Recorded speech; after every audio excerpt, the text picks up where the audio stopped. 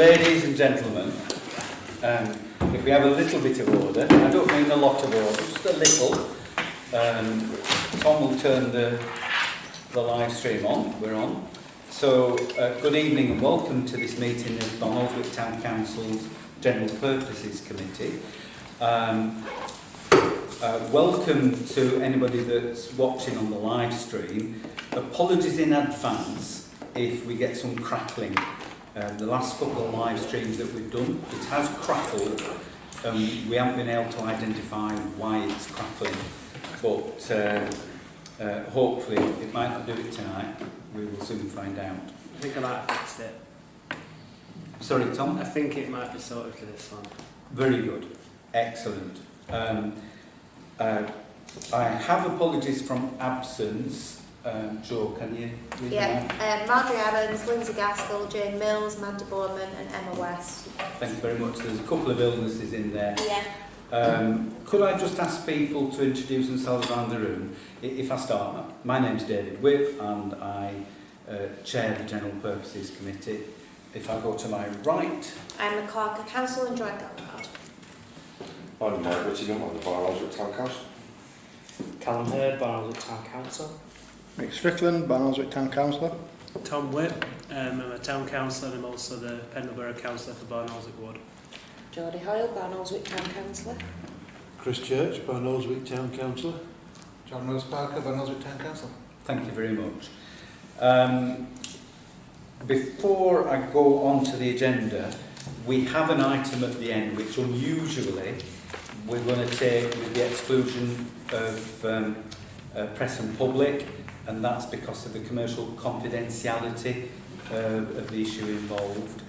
And also that's to consider a lease, but I am also, as a matter of urgency, going to take an item on Civic Hall lettings, which again, because of its identification of individuals will take with press and public excluded because of GDPR, and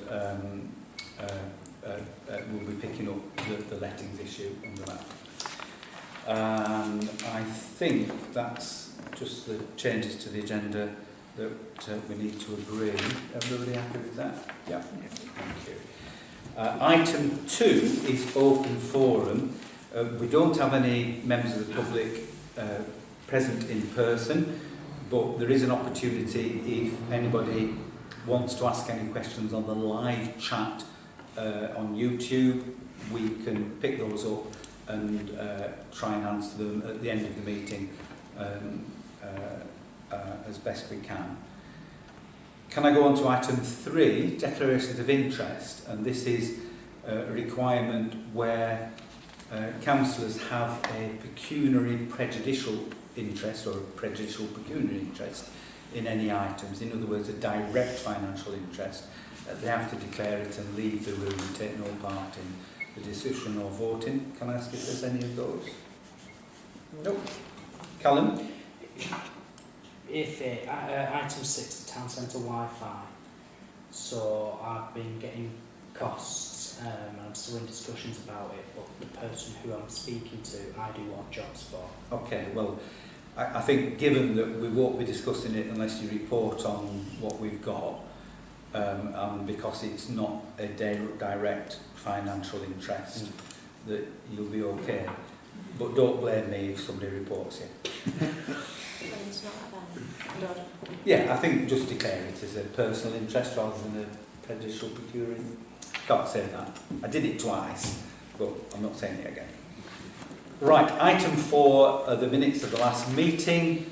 Would somebody move those as a correct record? Thanks, Mike. They're seconded.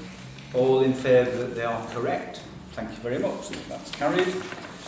Item 5 is environmental schemes and town centre planting, and we have a specific issue in terms of winter planting, and I'll ask Joe to introduce that one for a start. The Garden Centre have wrote to ask whether we want the same winter planting scheme as previous years, so I just need agreement to go ahead with that. Okay, so Forest beds. Forester's bed, I mean, they're generally printed out with primulas underplanted with spring bulbs.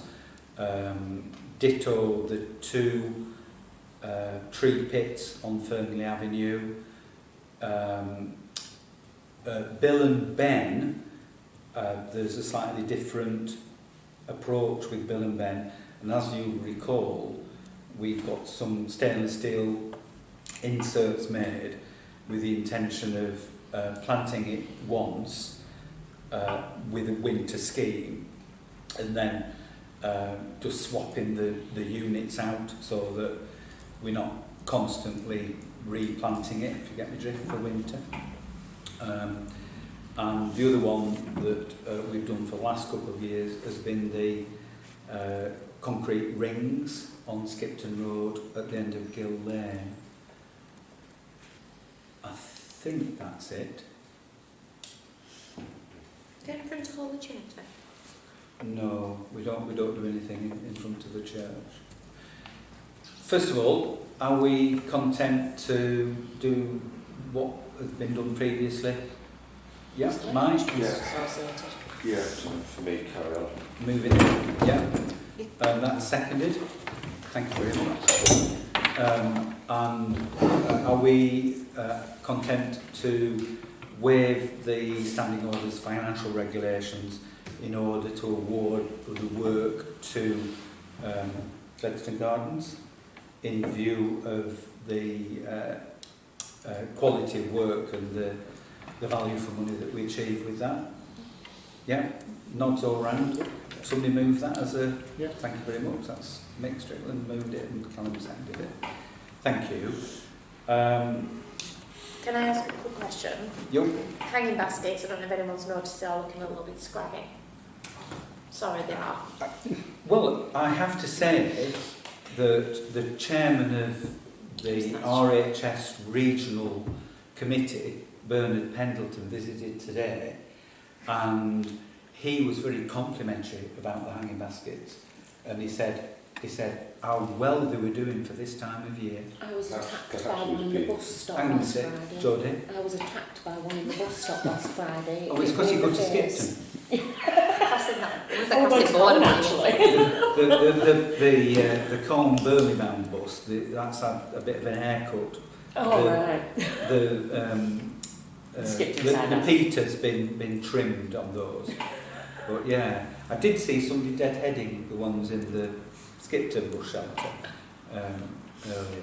But I think we've stopped watering them now. No, that's what I'm asking you. Okay, right. We generally stop watering about now. We give them a fortnight to dry out, given fair weather, not like we had yesterday. And then they're taken down and composted, and the planters go off to their winter home. Yeah? Yeah, that's Okay. lovely. That's what I wanted to know. Kind of Great. that. Very good. A couple of further things in terms of town centre planting.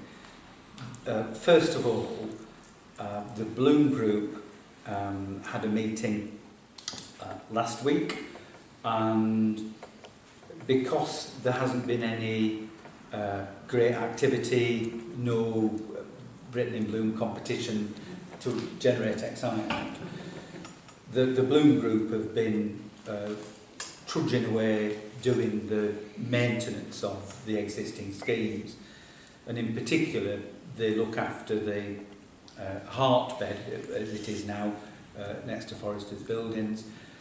They look after the War Memorial area on Fernley Avenue. They look after the planting between the Co-op and Fernley Avenue, all that banking on there. They do some of the beds in front of Holy Trinity. They look after most of the memorial gardens and the sensory garden, and they also do tree planting, and they look after what's called the golden bed and the hedgerow going down Fernley Avenue behind the bush shelters. And the gardeners, and I don't count myself as one of the gardeners, the gardeners are feeling very much under pressure. I mean, they do all this work for the benefit of the town. However, we haven't had the usual recruitment because we haven't been doing the special activities, etc., etc., etc. So the core group have had a greater and greater burden of basic routine maintenance. And I think they would appreciate it if the town council were to consider taking on some of that routine work. In other words, who's tinkling? I don't know what it is. It sounds... Sounds like the mic or something. All right. Is your mic losing its batteries? Oh, Sorry. Is it your watch? No, it definitely. No. We're just gonna. no, that's fine. Okay. We've still got us OB then. Yeah. Yeah. So the Bloom Group would welcome the town council considering relieving the volunteers of some of that burden.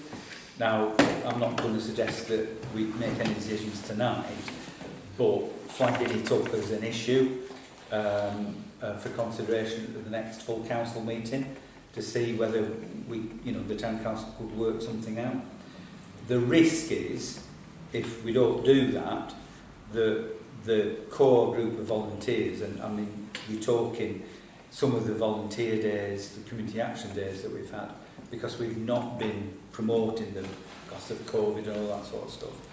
There's been penny numbers. And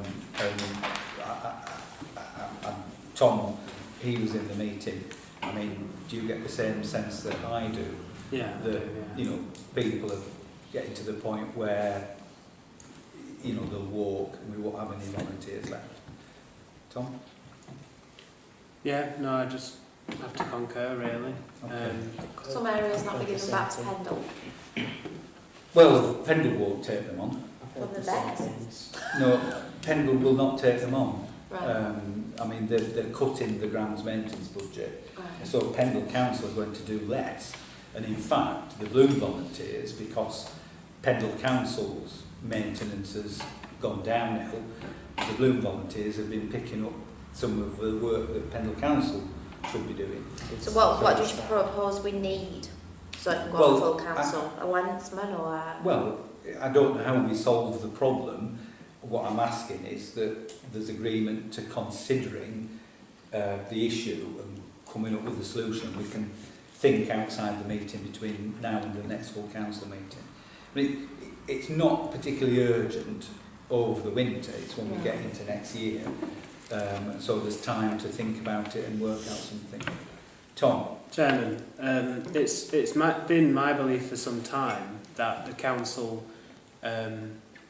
could justify having a lensman with the amount of property that the town council owns. And sort of before now, I've struggled to come to terms with how that could be a full-time position. But I mean, if we keep thinking of sort of things that maintenance-wise we need doing and we haven't been on top of in the past, I think it could very easily add up to a full-time position of a lensman. Okay. And this could be something that would go towards it. And I think we should have a report drawn up on the costs and what that job could entail and go to a full council meeting. Okay. Are people comfortable with that, thinking about it? Yeah? Right. The whole summer we've technically employed someone 2 days a week, and all they've done is got on top of the bench maintenance. So if you think about, you walk around and you look at bins and they need painting, and some of them might not be ours, but it's our town. You know what I mean? Someone else isn't picking it up. But Okay. Any further comments? So we'll leave it at that for now. Obviously, if we're talking about either employing somebody full-time or, a couple of part-time people, that needs budgeting for. So it might not be something that we can do immediately, but it might be something business that we can side look at is in sort of the noises future. not to worry about. Yeah. That's the alarm setting on the Business side. Right, moving on, you'll recall earlier this year, I think it was earlier this year, it could have been last year, but getting drift, we discussed the Wildflower area at the back of the bus shelter, the Burnley-bound bus shelter on Station Road. Mike, you were No, instrumental in this. No idea what you're talking about, wasn't it? You'll recall the bus shelter, the previous wildflower planting was removed.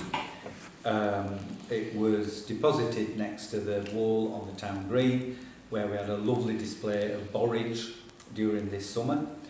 And fresh soil was imported with the intention of turfing it and having a planted area in the middle. And I'm looking at Joe. Our gardener didn't get on with it in the correct time for it. No, it wasn't done earlier this year. In the meantime, the soil that was imported turned out to have a rich number of seeds of wildflowers. So, quite fortuitously, we ended up with a more manageable wildflower display, not the sort of stuff that we had previously. And in discussion at the Bloom Group last week, the Bloom Group decided to ask the Town Council if the Town Council would be agreeable to maintaining it as that much lower wildflower area, perhaps with some supplementary sowing, rather than turfing it over.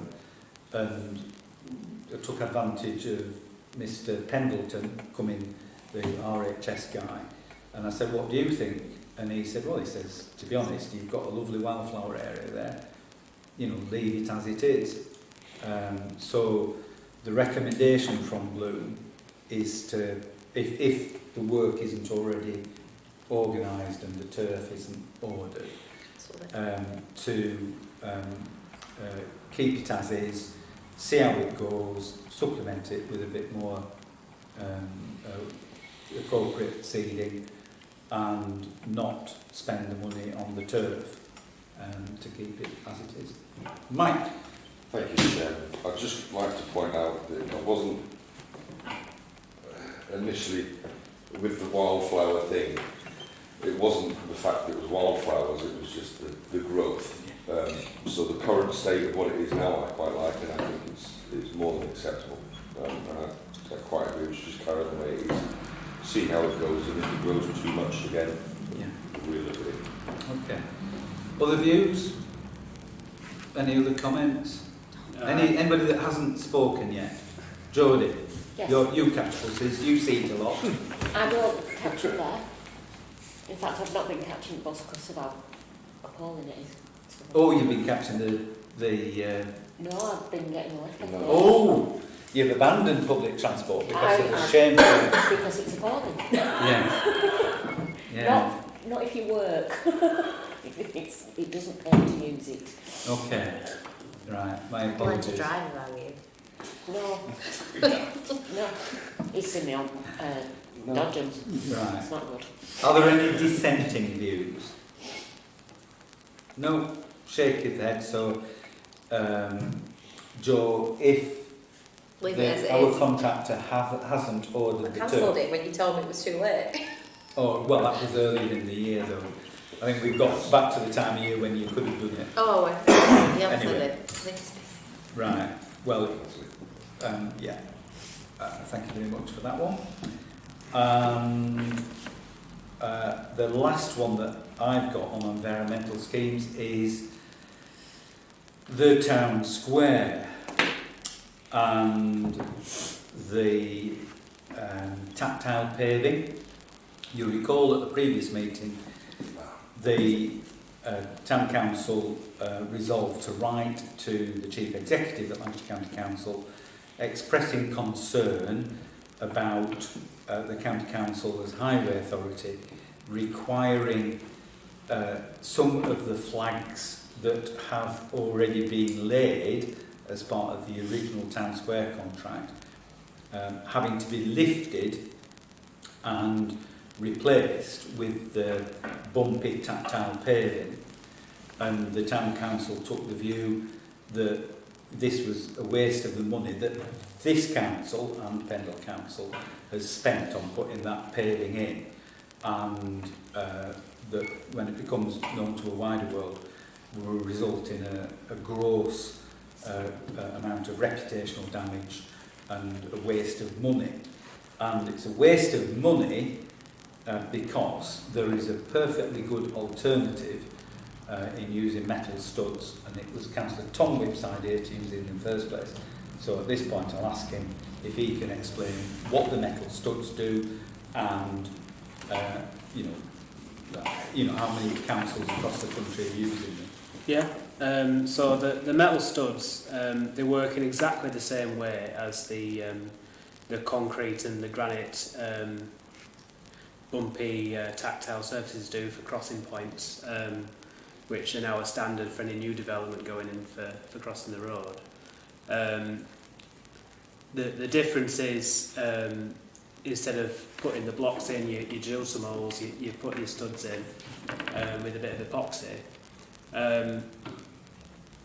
The same size and dimensions, so they're just as much a trip hazard as the regular ones are, if they are at all.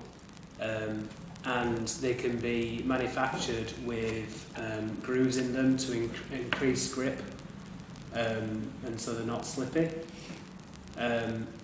which is the concerns that the County Council has responded with, which are both addressed by the manufacturer, and they are used across the country in councils, especially in heritage areas in the centre of cities, where flagged pavements are much more common. And I mean, it's my belief that they're an acceptable thing.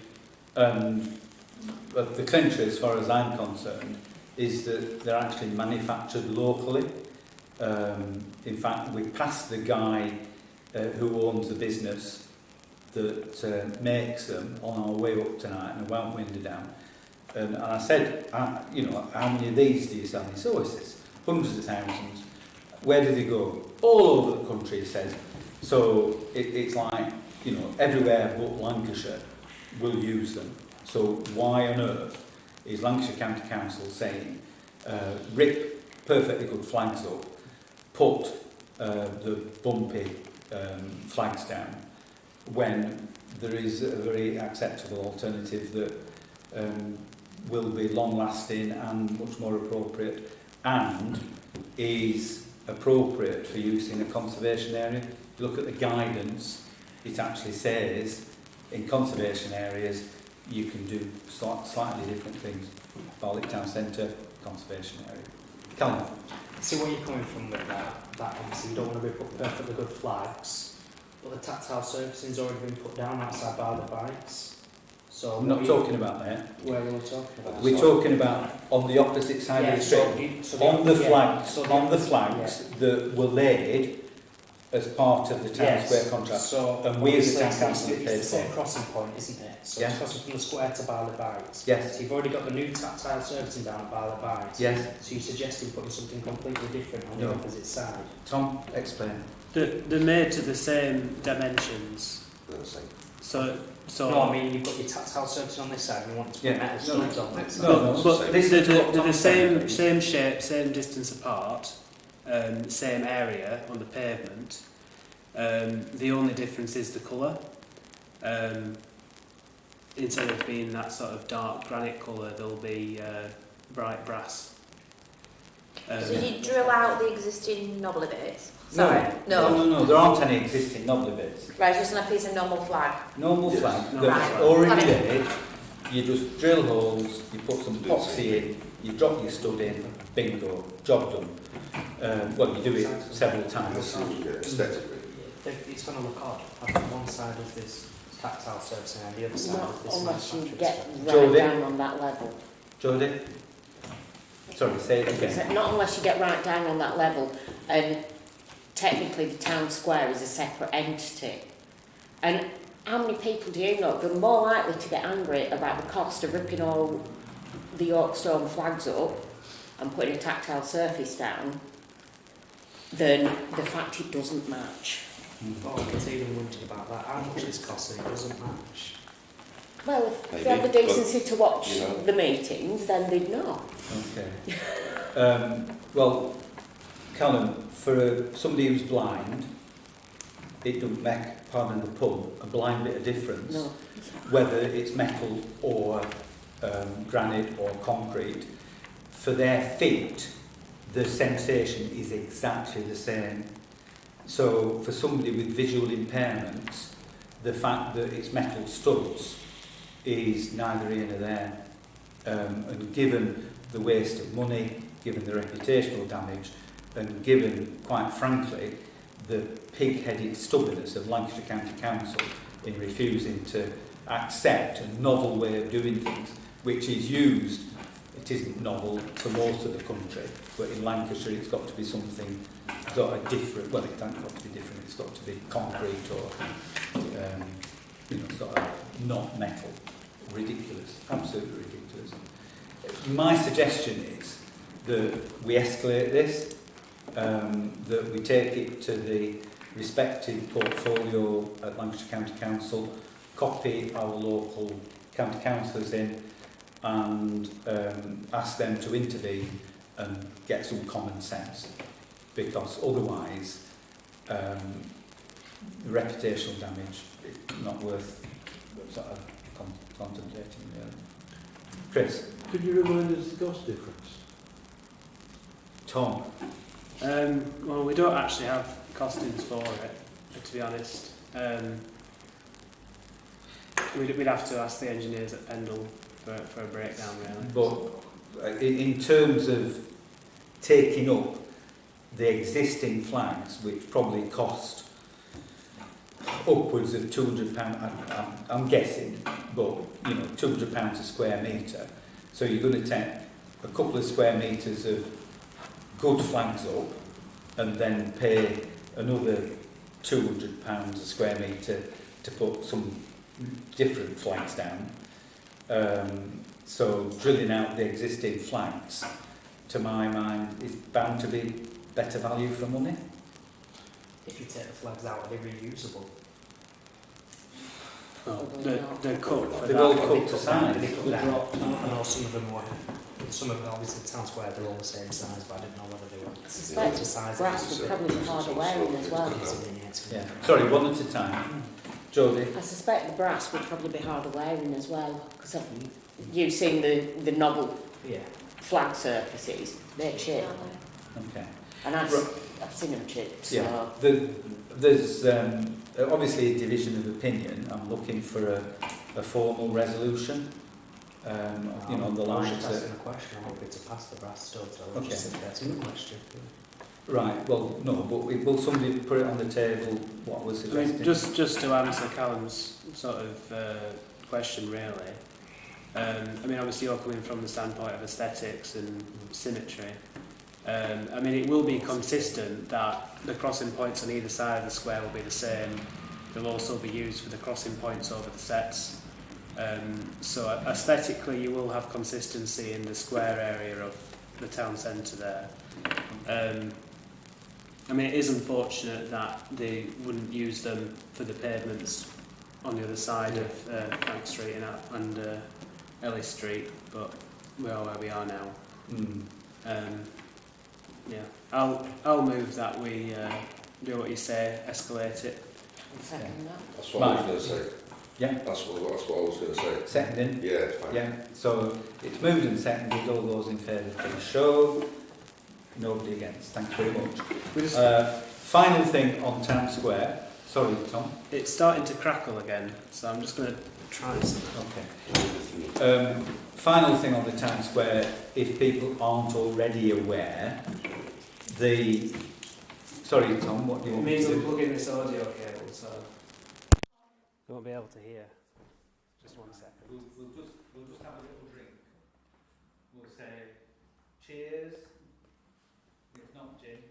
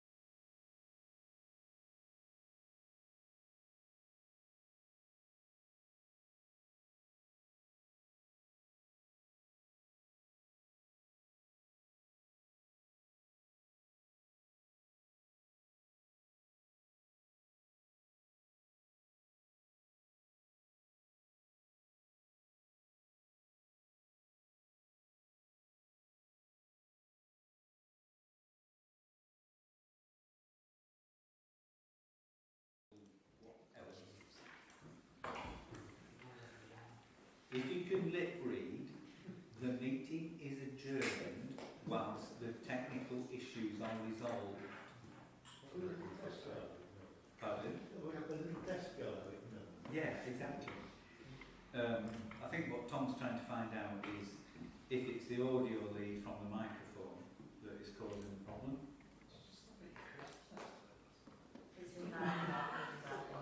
Back. What's where the original That's why watching the camera from the camera. Because I thought I texted him and he was sat next to him. Right, it's good now. Yeah. And you put back, put it back. It's not. Alright. Okay. Yeah. Right. Sorry about that interruption, but hopefully we've sorted out the crackling. But no doubt somebody will tell us in the live chat if the crackling comes back. And that's nothing to do with pigs. Or anyway, right. Oh, I need today. Sorry about that. So the final thing on the town square is that the contractors have had to revise their programme, and they've had to revise the programme because the quarries are not supplying enough flags to keep pace with their pavement flagging operation, and they got to the point where their stockpile of flags was only sufficient to finish off the town square. And given that as a town council, through Pendant Council, we've said that it's an absolute, we want the town square finished by the end of October so that our November event can take place on the square. They've switched operations. Now that means that instead of using the facilities that are on the town square, essentially the power, the three-phase 63 amp power supply that we have, they've moved it onto the Brook Street, or part of the Brook Street Ivory Hall car park, and they've had to hire in a generator. So the generator is costing money where there wasn't that cost previously, and that's going to eat into the remaining budget of the county council funded work.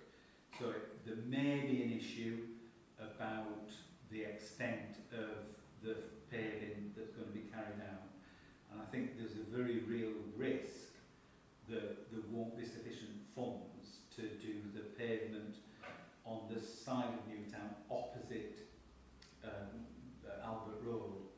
So in other words, outside what was HSBC and alongside Barclays Bank, and going up what was Julia's Cafe. And I think that given that that's some of the worst paving on Newtown, that it would be sensible for us to, pardon the pun, flag up the need to do those, and to, given that it's the county council highways, ask the county council if they would div in a bit more money in order to get both sides and not just on one side. So I think if we ask the question now, and given the hiatus that there currently is, it may be that they can get a decision. It doesn't take 6 months to get everything ironed out, and we could get that done as part of the present scheme. But who knows? If we don't ask the question, we won't ever know. Views? Worth an ask. Yeah. County Council, I think it probably 2 separate emails or 2 separate letters. Yeah, Tom? Do we know if the generator used on the car park there is going to be a silent one? Because it is a lot closer to residential properties than the compound was on the town square. It got delivered today. Well, no, hang on a minute. It might have got delivered yesterday. I think it got delivered yesterday, Tuesday. And they were sorting out, it's a different socket to the 63 amp that we've got on the town square. So they were sorting out a fresh plug on the end of the big mixer. So I haven't heard it running, and I don't know whether it's a silent one or not. But it will only be running during the day. It's not like powering up a site cabin, which caused issues in the past. But I'll go and have a monitor, and if anybody else is in the vicinity, just check it out really. See what it's like. Yeah, I mean, I was just thinking from bots, and we don't want environmental health. If residents complain, they don't want to hold the job up. No, please, no. To be fair, if the residents in that area put up a box, they can put up whichever area for a few weeks. Yeah. Could they not move that close to the square? Pardon? Could they not move the flag? No. I think once we get the square back, that's it. We've got the square back. The difference in cost is hiring equipment, which I would have thought from hearing about it was the place would go on. Yeah. Yeah. To be fair, if Lancashire County Council pulled the finger out of the first place, we wouldn't be talking about this right now. No. So, Yeah, that's the topic. There was a 6-month hiatus, and I mean, the issue with the quarry, as I understand it, the contractors could only order the flags once all the paperwork was done. LCC were quibbling about the specification, and unbeknown to us at the time, there was lots of toing and froing about that. I suspect that the quarry would still be supplying flags in dribs and drabs, because despite the fact that they were ordered back in February, they're letting other customers take the stock that should be coming here. So we will see what we will see. Are we content on that one? Are there any other environmental schemes or anything to do with town centre planting that people want to raise? No? Moving on then. Mike, you've got something? no. No? Right, item 6 then is to receive a verbal update about town centre Wi-Fi, and Callum and Tom have been liaising to some extent on this. Callum? So I've had a look into a couple of possibilities personally, and obviously something as big as like town centre Wi-Fi. I don't have the biggest knowledge of looking at it, so I've obviously spoke to somebody who I know who's obviously got a bit more knowledge than me. He does his own business and odd jobs, and obviously he's looking into a couple of things for me, and he wants to walk around the town square just to get an idea of where he wants to go, and he wonders, do we have a to-scale map of the town square? He just asked me for that this evening. Yeah. Yeah, so I said I'd get one of those and get that over to him, and he can get some, have a walk around and he'll get some costings. Okay. For the next full council. Thank you. Tom? Yeah, the town centre Wi-Fi part of it, I think, isn't incredibly urgent. But there is an event in November, Remembrance, that the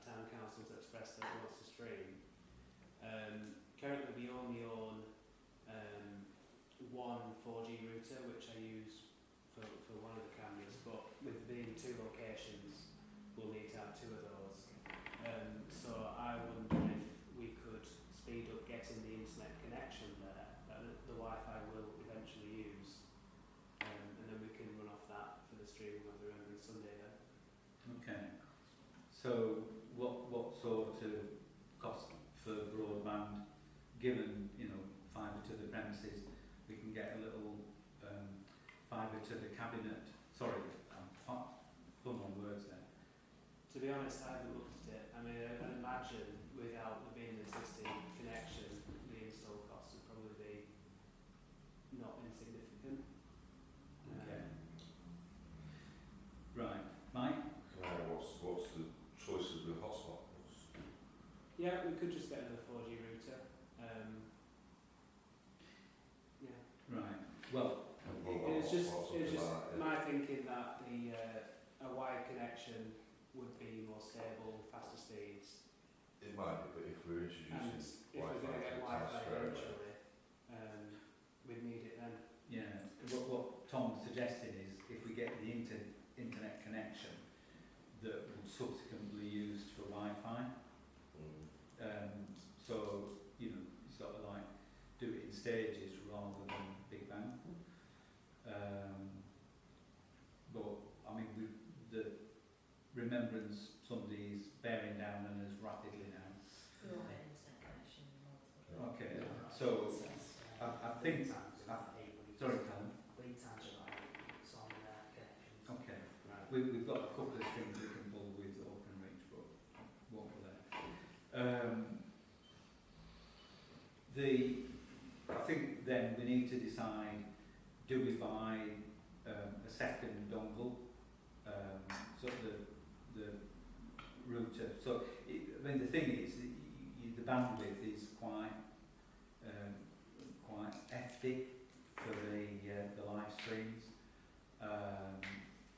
So we tried it on a mobile phone previously, not successful. We tried it at Remembrance Sunday last year. I can't remember what we were using, but we had a That's lot what of. SIM cards, don't we? Yeah, I mean, that's the 4G router that I mentioned earlier. That works well where there's a decent signal. But we had a lot of lag on last year's. Yeah, I think that was more a hardware problem than Okay. than the Sims. Right. So in terms of having the 2 camera operation for Remembrance Sunday and switch on or, you know, whatever else after that, what do we need in addition to what we've already got as a town council? Well, we'll need another 4G router to have internet to the second camera. We'll need. So what cost is that? I can't remember what it was. Something like £40. Okay. It's not huge. It's not a lot, no. I'm and not then walking at the thought about it. we'll need some pay-as-you-go data-only SIMs, which again I think they're £20 each, Yeah. which would Do we do. get about 20, is it? Or 15? Well, for £20, I think you get 30 gigabytes. 30, Yeah. right. So that does, you know, reasonable do really. Hotels. I'm wanting to get this so we can get authorisation Yeah. to get it purchased. We'll need a dummy battery for the new camera as well. And what's sorry? A dummy battery. I So, think so Tommy, it doesn't run off batteries, it just runs off cable like this one. dummy battery. Anything else? Oh, another microphone as well. Another one of them. Another one of them doesn't need to be as high spec as that one. Okay. Is that ours? That's ours, yeah. That's our personal stuff. Yeah. So just so everyone knows, because we're streaming from 2 different spots, Remembrance Sunday, this is the Whips camera that we're using here. Town Council purchased their own. But we still need to borrow yours for Remembrance Sunday. Well, I'm sure, you know, just, yeah. Yeah. Okay. And So- breakfast, coffee. Just to be belt and braces in in case Tom has forgotten anything, could I suggest that we authorise the clerk to arrange the purchase of the necessary equipment to include the stuff that Tom just mentioned? Is that okay, Callum? Yeah, happy? Nick? Yeah, good. And will you bring to the next full council back on the agenda? Will you make a report to your friend? Excellent. Right, good. Thank you very, very much. Going on then to item 7, which actually will pick up some of the stuff that we've just been discussing, but not again. Yes, I've got that. Thank you very much. What's the third one? Right. Events programme.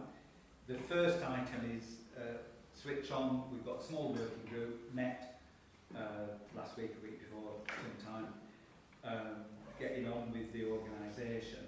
There are some things that need a decision from a bigger set of people. So you've got the decisions to make on 3 C's. The C's are casuals, catering and cask. If we start with casuals, the working group recognised that switch on is the most intense activity that we do. I mean, Bands on the Square is big and takes a lot of people, but it's stretched out, so you get worn out in a week and a bit.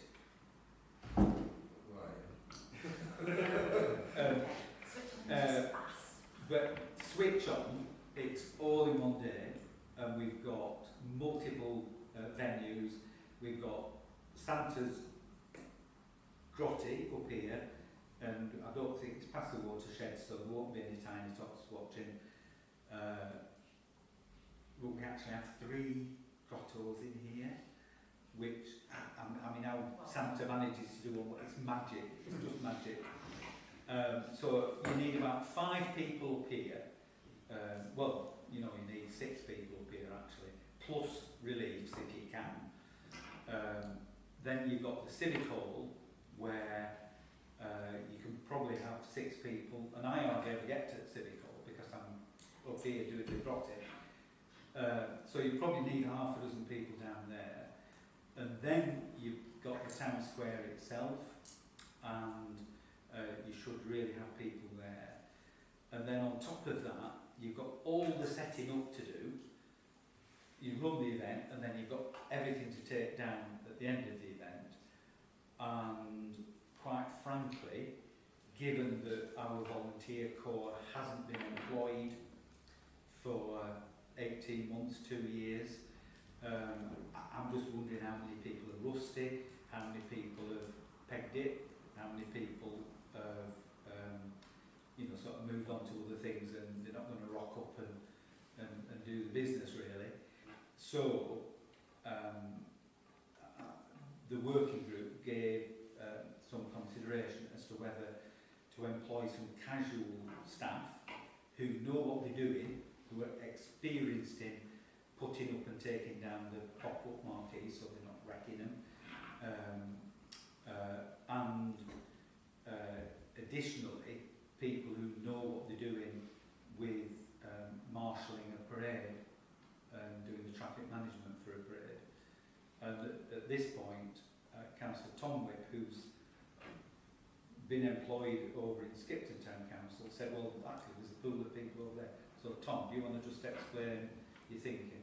Yeah, I mean, I've worked with several people some of whom have been working in events for over 10 years, local events, like the ones in Skipton, that are very similar to ours, with large parades, road closures, working with the public, giving directions, etc.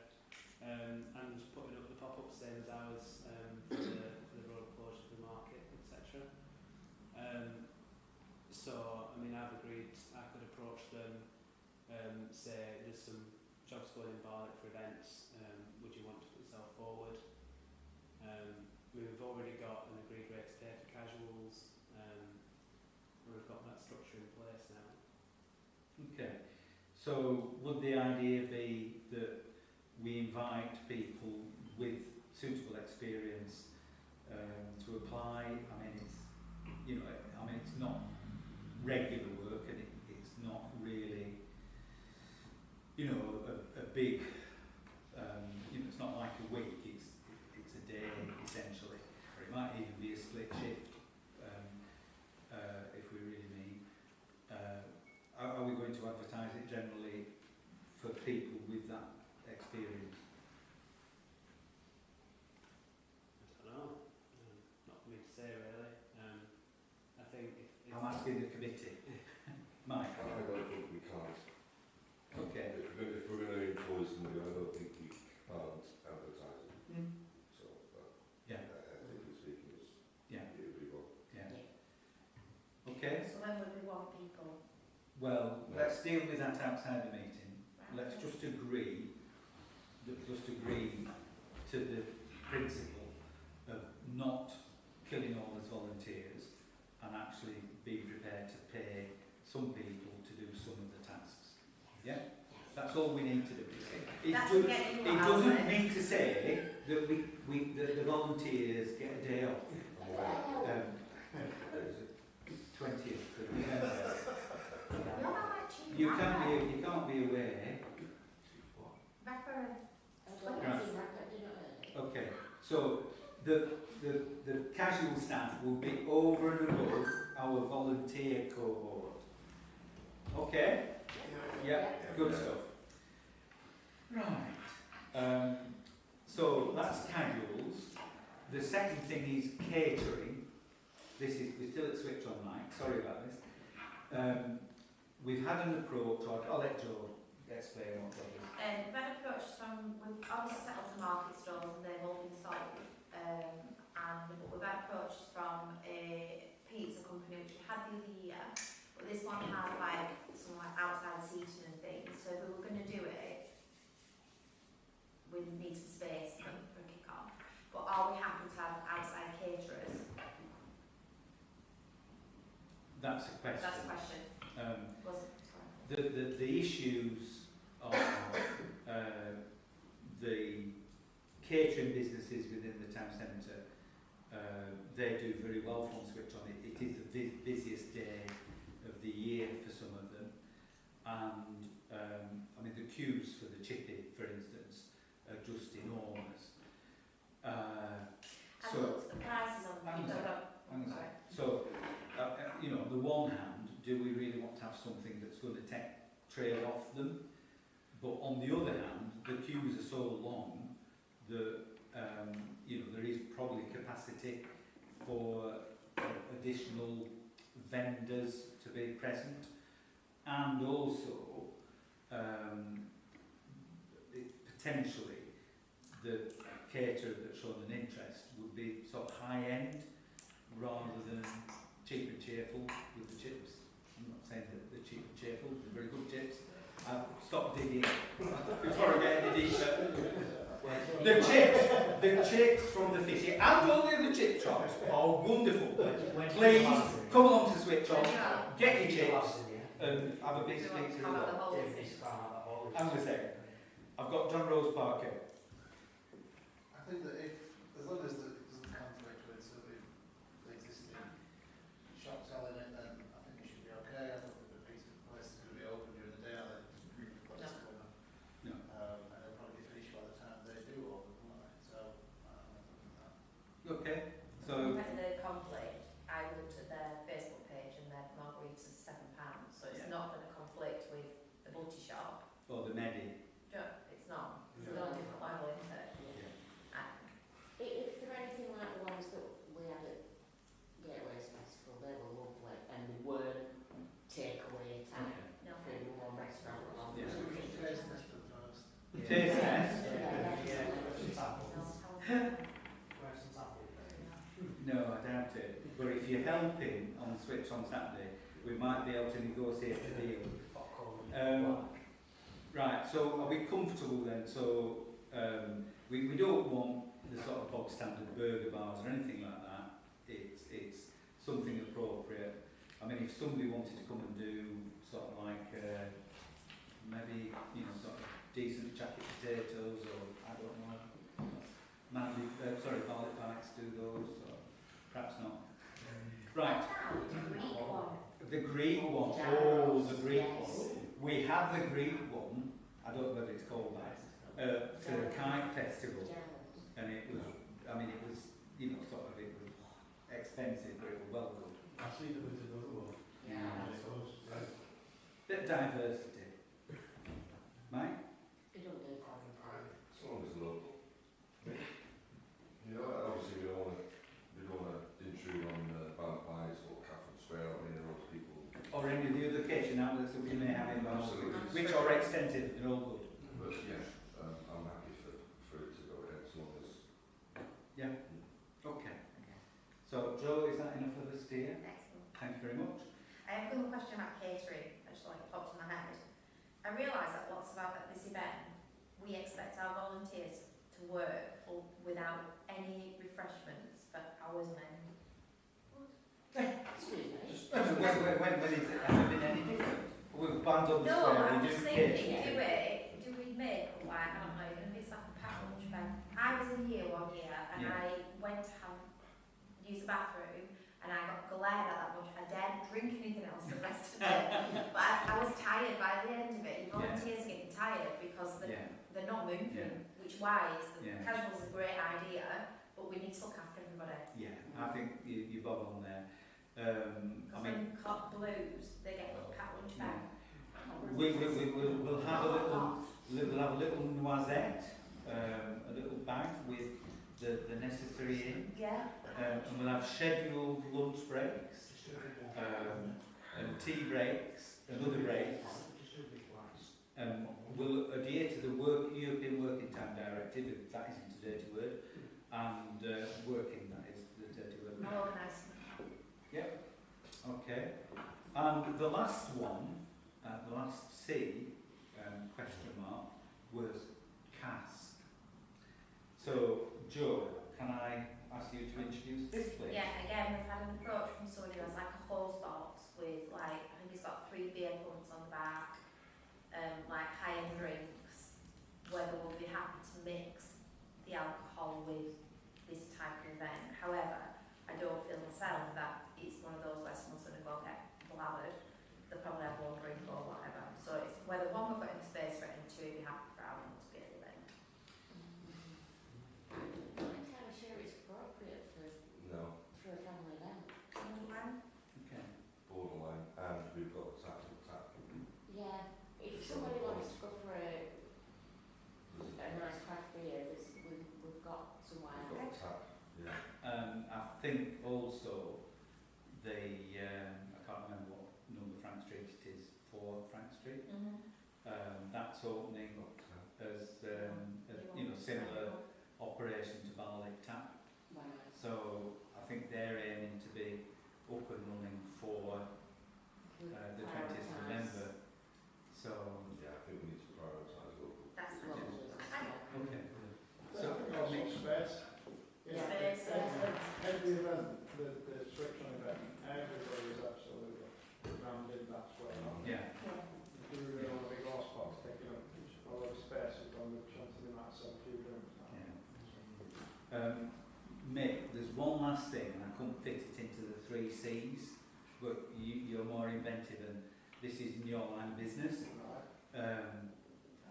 We've not made arrangements, but the last time we did the switch on event, so as to stop end the back of the procession, we had a pump which joined us on Church Street. So we went through the closed streets, wait on Church Street at the far end, and then the pump joined onto the back of the procession, so it followed us round until it could go into the town square, obviously. And it's a good safety thing. So we wondered if, given that you've got connections, whether you could ask the question. We can sort something out, definitely. Yeah. Control, There you go. as you see. Yeah. Control. Yeah. Control. I Stability contacted control. the Rotary Club at Collins to see if they can provide us with a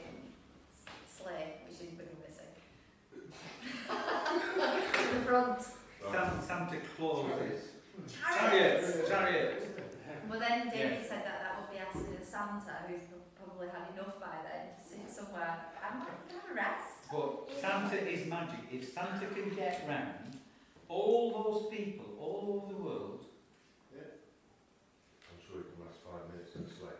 well, It's 45 hey, I minutes. think it's longer than that. I'm sure Santa Perhaps perhaps the chairman of the town council could be the Santa in the chariot. How could any mere mortal be a Santa?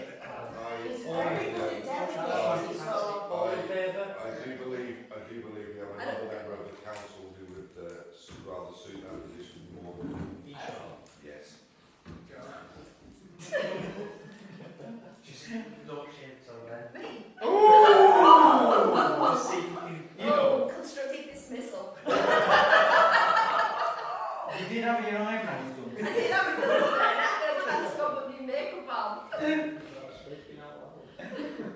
Okay, I think we're getting into that hole again. So Just so you know, Santa's will helper has helped, and the Christmas gifts are arriving on Friday. very I love good. Christmas. Lovely. be too excited Yeah. for this.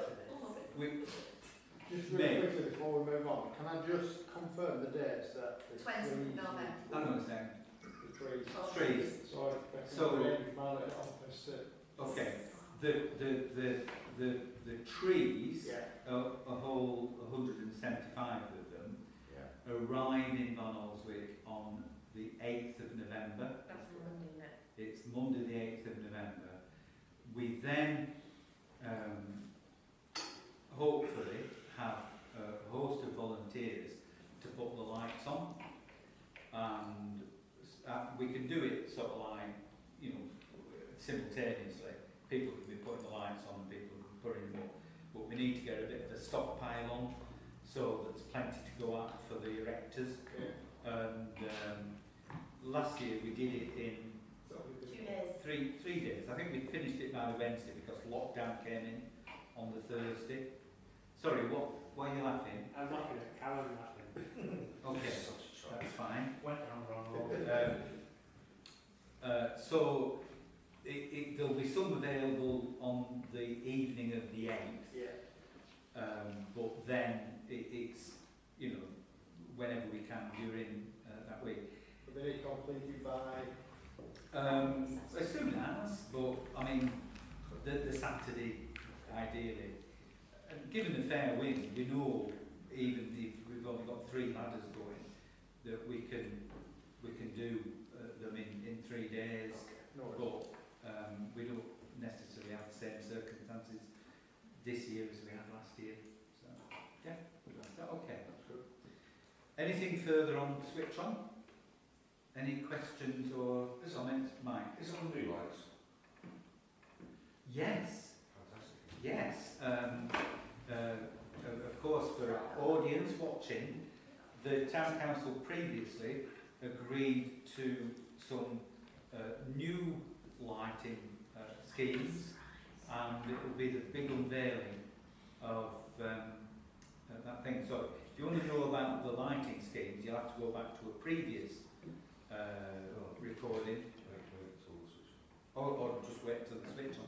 But it's going to be, well, don't count your chickens before the hatch. Super duper. Yep, good. Remembrance Sunday, are there any decisions that are required? No.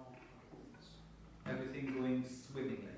Yes, Joe sent all the letters out yesterday. Yeah, Before the good. I have to. And we discussed the live stream earlier on, we don't need to go over that. Are we content with that? One question. Callum? Basically, this the wreaths, put my teeth back in. Wreaths are laid each year, and I get a wreath for each corps of the military. Now there isn't someone to lay them, obviously each year, and obviously there's no cost to pay for those. I just wondered if the town council would like to donate towards the cost of the military wreaths. Okay. So you're wearing your hat as one of the Royal British Legion organisers here, rather than a member of Barnoldswick Town Council. In which case would a non-RBL person propose it? Mike? Sorry, are you puffing and blowing on it? No, I'm just taking it away. Okay. Right. I'm not sure. Okay, can we... Well, no, the Town Council meeting's afterwards, isn't it? Well, there's the Town Council next meeting. No one's saying no, are we allowed to do it? We can donate. Well, can we get that checked out? Yeah. Yeah? Yeah. I mean, we could always do it retrospectively if the Town Council wants to do it. Callum doesn't just lose his checks anyway. Right, we'll just strike that from the record. Okay. Spud Day. Previously, Town Council agreed to look at the idea of having a Spud Day. Barlick in Bloom have discussed it and they're keen to do it. And the proposal is to do it during half-term, February half-term 2022. And I mean, really, the items on the agenda, just to make sure everybody's on board with it, and you know that we can do some detailed planning and invite any members who are interested in sitting on a working group to talk about spuds, to indicate their wish to do so. Do we have any volunteers? Jodie's holding her arms. Tom's No, indicating. No, I'm going to be out of the country, so hopefully. Okay. Any other volunteers? I am away for 2.5 weeks in February. On Okay. the build-up, if you need Right. any help, I'll happily help on build-up. Well, I think at the moment it's just spud-related ideas. The planning and implementation are separate. No, I'm not sure spud guns are appropriate, Callum. You're not completely on message there. We might need a horse trail with the jacket potatoes. A horse trail with jacket potatoes. Yes. Tom. Beer. Yeah. And yeah. What to do? We've talked about previously, I'm not sure if on a town council, but certainly in Blue, about the idea of some 4 tracks, which, railway sleepers. Oh yes. Yeah. Yeah. We did pick it up at the town council. We did. Yes. Right. I think it's a separate. Yeah, but I'm wondering, are those going to be finished? Is that project going to be in the timescale of Spud Day? I don't think we've even agreed to do it yet. No. But We haven't got the pricing for it yet, have we? No, there's nothing. No. yeah, but my thinking was, if that was in and we did go ahead with that, we could have Spud Day, have market stalls off either side of that path on the town green. In the middle of February, sun wet through. Well, All day. yeah. Snowy days. Yeah. Right, I think it's a thought. Is there a reason why it's February? Yes, because firstly, February is when you swap your seed potatoes, Right, okay, that's fine. and secondly, it's to commemorate the anniversary of the railway arriving at Barnoldswick, which I think, thought it was smooth. off the top of my head, was February the 10th. So it would be the Saturday closest to February the 10th. And then we're celebrating the arrival of the railway, obviously the local nickname Spud, and also having the Spud-related activities, including swapping seed potatoes. You could. Okay. Any more volunteers? I've got. Did you Oh, volunteer as no. well? I will put my name forward, Chairman. Thank you. On the risk that I might not be here for the actual day, but Okay. Good stuff. Lovely. Thank you very much. And then the final one on here is Bands on the Square. That's the thought meeting that happened. So. Yeah, we were anticipating having had a meeting of the working group for that. I think that's set up for this coming Saturday, 10:30. If anybody wants to join the bots steering, well, it's in the steering group. Don't know what quite it is really. Box team. Working group. Mikey, could you update me and Dave about that, please? Straight away. Thanks. Okay. Just So, ask them to change the date of the meetings. I did say on the thing that we're Yeah. going to be away, but The more we delay the meeting, the longer. yeah. the last time. We need, right, sorry, let's not have a cross track. Right, so anybody watching on the live stream, if you're interested in Bands on the Square, you'd like to get involved with the team, which is a lot more than the people sat around this table. You know, actually there's probably more non-town councillors involved with the organisation than town councillors. The meeting in person is at the Civic Hall this coming Saturday morning, and it begins at 10:30. Yep. Tea and coffees will be available. Oh, tea and coffee available.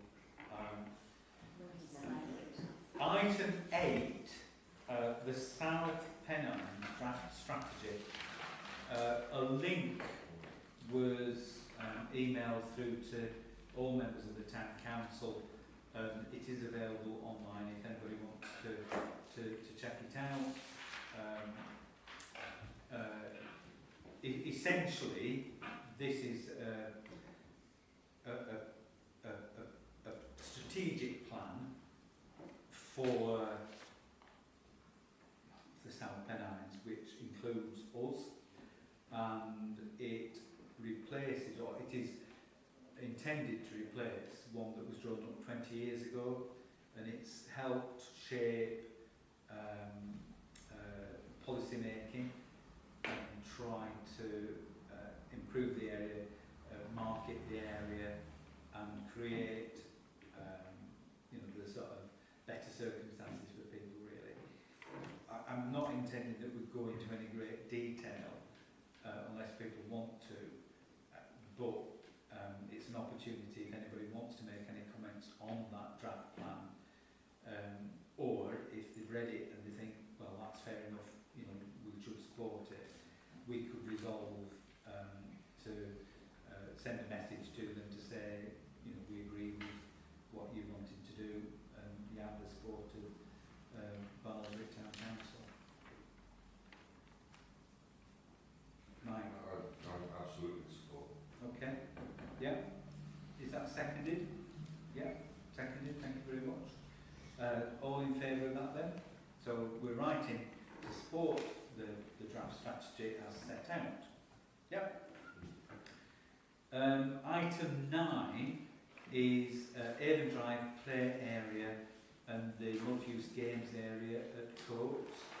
And in both cases, there is some work that needs to be done. The mugger, it's painted claret and blue. There are other football teams as well as Burnley, and no doubt people in Barnoldswick do support the other teams, but it was painted claret and blue, and a bit like the team, the colours are fading, so it really could do with repainting. The play area, the equipment is looking rather sad, and we could perhaps look at renewing some of that equipment. My suggestion is that we apply to the West Craven Area Committee to see whether they're prepared to fund or contribute towards some of the costs of this work, and that we you know, get some costings in and look at it at a future meeting and see where we go with it. Do you want to put an application in, or do you want me to? I would suggest that we did that. Support? Yeah. Okay. Cameron? Should paint it blue and yellow for all the town. Oh, that's what I was going to say. Is that not Leeds colours are?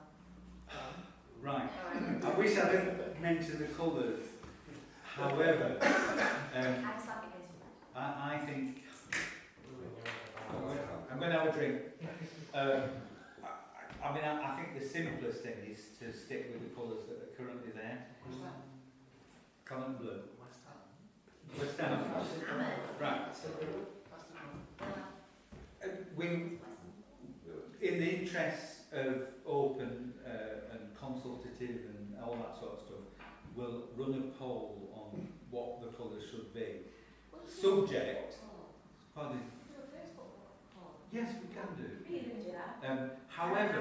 However, I would suggest if changing the colours is going to cost us heavy dosh, then we should stick with the colours that we've got and not have free rein. I mean, we could have a, sort of multicoloured effort. You could have one end, forget it. Yeah. We could have black and colours at one end, blue and colours at the other end. Yeah. Could have one. Right. Can I move that we request, we fill out the application for West Area Creative Committee with somebody? Yes. Yeah. I think it's probably low thousands, so maybe about 4K, something like that.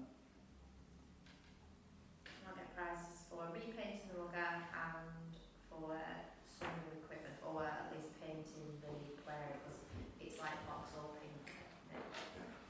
It's faded, as I say, faded. Yeah. Okay. Are we agreed on that? Yeah. Anybody disagree? No? Lovely. Thank you very much. Item 10, this is a bit of a mouthful, Public Sector Decarbonisation Scheme, Phase 3. And this is an opportunity I became aware of last week or the week before. There is funding for, as it says, decarbonising the heating or lighting of public buildings, essentially. And the current phase 3, is aimed at where you've got buildings with boilers at the end of their useful life. In other words, they need replacing. The funding will top up the finance available so that you can use carbon neutral or zero carbon technologies rather than just replacing your gas boiler with another gas boiler, or perhaps getting a more efficient boiler. It's horses for courses, and it's a whole building approach. So you'd look at, say, the Civic Hall. You'd look at the Civic Hall and what work could you do to insulate it higher, to sort of retain the heat within the building. What other measures could you take? I mean, we've had a programme of replacing the fluorescent tubes with LEDs. I think we've almost got through the whole building. Issues like that. Down at the park, if the boilers, I think there was a question mark about the longevity of the boilers down at the park, because incredibly they are now 13 odd years old. So there were question marks about whether they need replacing. We could look at ground source heat pump to heat that building, so on and so on and so forth. The scheme opens for bids, I think it was yesterday actually, no, is it tomorrow? It was either the 4th or the 6th, and there's a window of opportunity to bid. They don't know how much funding there's going to be, that's to be determined by government, but the funding applications will be dealt with on a first come first served basis. So when the money's gone, it's gone. And any work that needs to be done has to be completed next financial year, unless it's a big project next year, so you can sort of spill it over. And you have to have suppliers in place to be able to do the work that's necessary. I became aware of the scheme because there's somebody locally who works for a consultant who he does this sort of thing, and he mentioned it in connection with Coram, and I said, well, actually Barnoldswick Town Council might be interested in that, because the boilers in the Civic Hall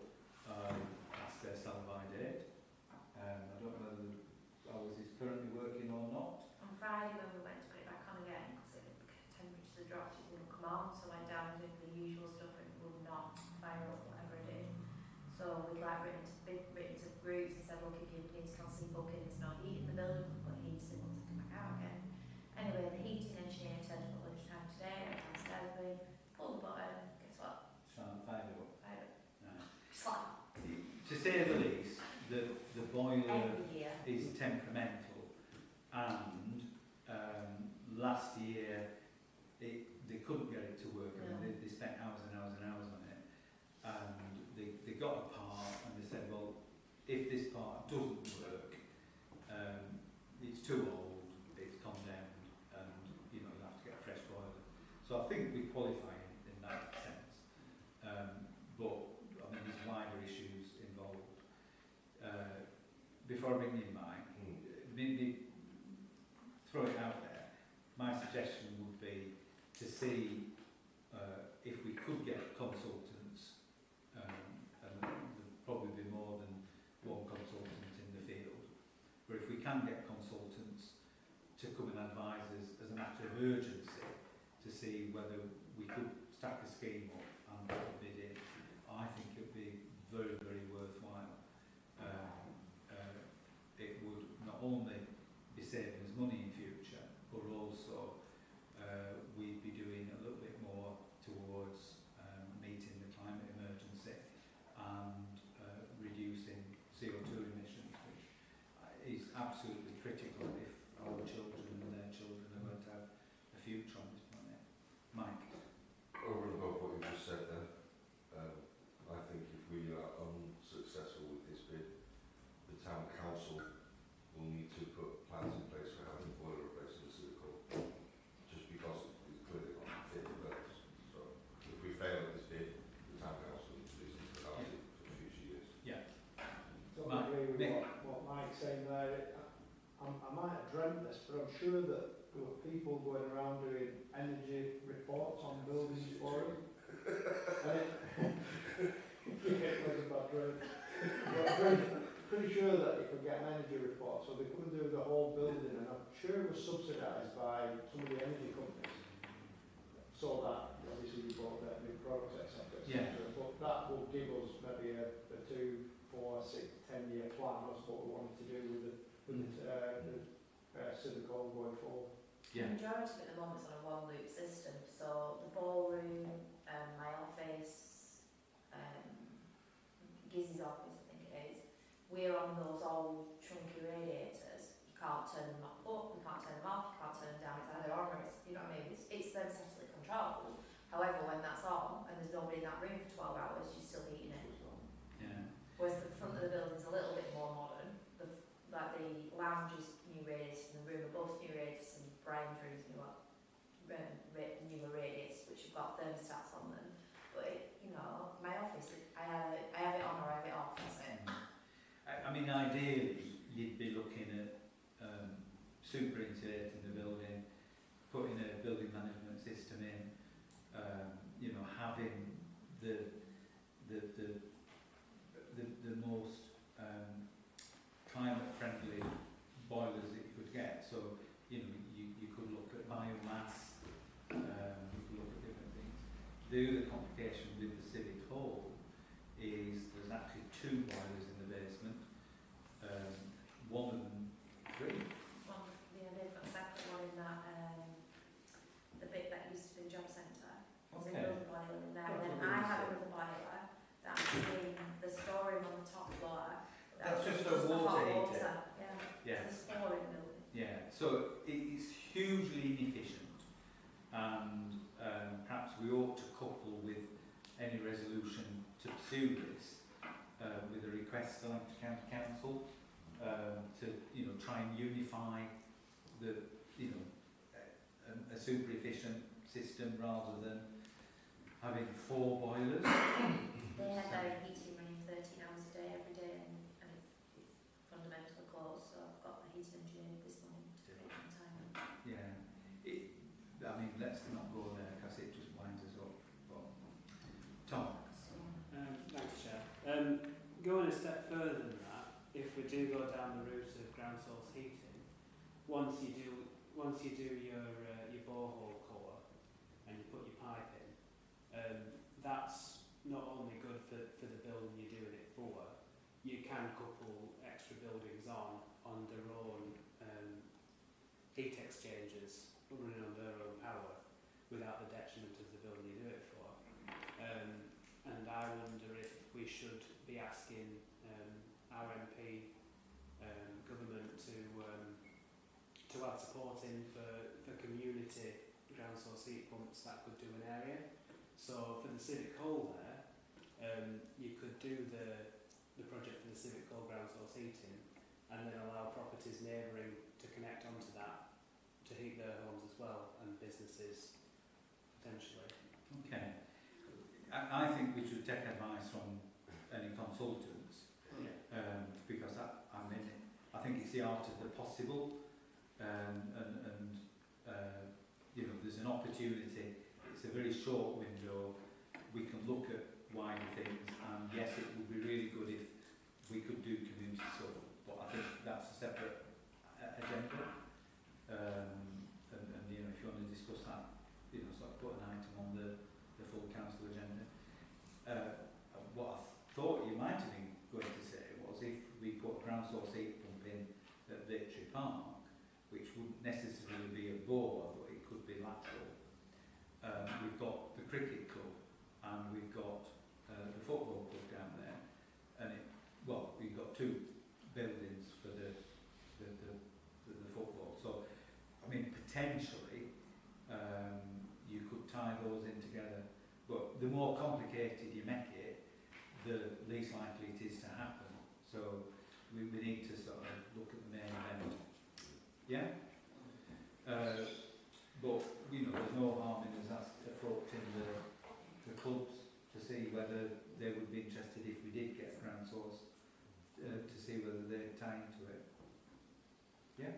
Chris? I think, considering what we've learnt in the last few minutes' conversations about opportunities that I've never heard of myself, and about necessities like the fact of the existing boiler system and that, I think we should definitely get a consultant in to have a look at the whole thing. Okay. Because I have, for one, have not realised both opportunities and necessities, which could be even wider than we're talking about now.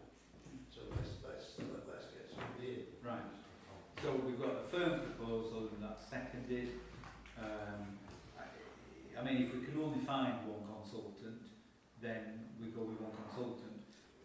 But preferably we would want to sound out a couple, and I assume they work on a fee basis based on the however many millions they get for your projects. So I think that, you know, besides quality, it would be a case of, you know, what proportion they take as a fee. So we can perhaps try and sort of judge a consultant on that. Can I suggest that we delegate authority to Joe to actually commission that? Yeah? Thank you very much. Okay. Before we go on to the next item on the agenda, which is to do two things, it's to consider leasing storage space and to consider lettings in the Civic Hall, because of the nature of the business to be transacted, which affects an individual, and also because of the commercial confidentiality. It's proposed that we exclude press and public. Could I see somebody move in that, please? Moved and seconded. All those in favour, please show. Thank you very much. We'll close the live stream now. Before we do so, I'm just going to ask Tom Whip if there's any questions being asked in the live chat. Well, yes, there has. So this is from Mark Scarlett. Is the Town Council aware of the issues that have occurred all summer with antisocial behaviour occurring in the wooded area between Church School and Silent Night, drinking, smashed glass, loud music, shouting and swearing, which has impacted on residents living in close proximity? It has been reported to the police but unaware whether any patrols interventions have occurred. Thank you very much. Not through the Town Council, but separately, I am aware of the nuisance that's been caused. I call it the Silent Night Wood. It doesn't belong to Silent Night, it belongs to a company called Sterling Investments.